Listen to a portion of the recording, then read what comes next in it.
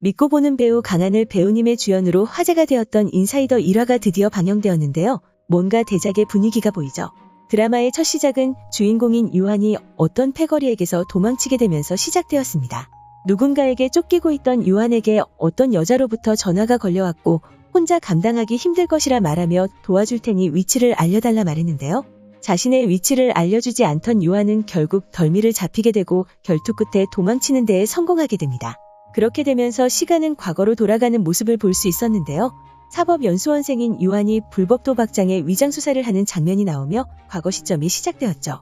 연수원 동기인 재선과 함께 불법 도박을 하던 유한은 자신의 모든 돈을 잃게 되고 재선의 돈으로 다시 도박판으로 돌아가는데요.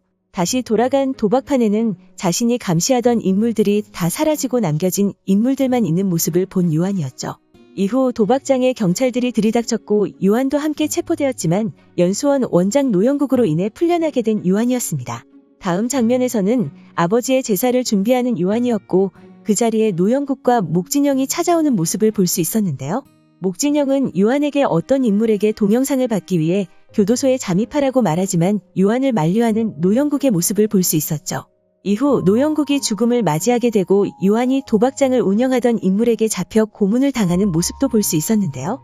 고문을 당하고 돌아온 유한에게 목진영은 동영상을 얻기 위해 교도소로 잠입을 하라고 권했고 그의 제안을 받아들이는 유한이었습니다. 이후 목진영을 찾아가 유한의 잠입 수사를 알고 있다고 말한 윤병욱은 교도소로 향하고 있는 유한의 뒤를 따랐고 목진영은 자신의 정보가 보관되어 있는 장소로 향했는데요. 유한을 찾아간 윤병욱은 유한에게 진실을 요구했고 유한이 대답하지 않자 돌아가는 모습을 볼 수 있었습니다. 그리고 정보가 보관되어 있는 장소로 향한 목진영은 유한이 잠입 수사 중이었다는 자료를 삭제시키는 모습을 볼 수 있었는데요.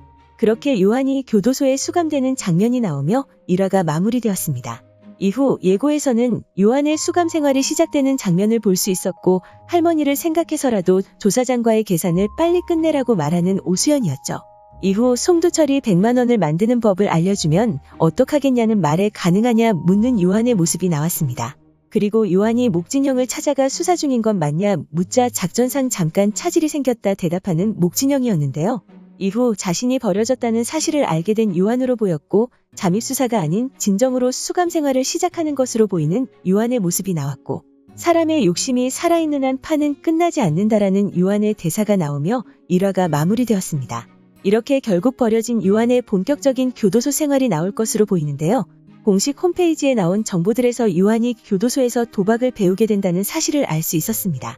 그의 인물 정보에서 자신의 잃어버린 인생을 되찾을 유일한 카드는 오로지 자신이라는 것을 깨달은 유한은 교도소 제일 밑바닥에서 텍사스 홀덤부터 배우기 시작한다고 나와 있었는데요.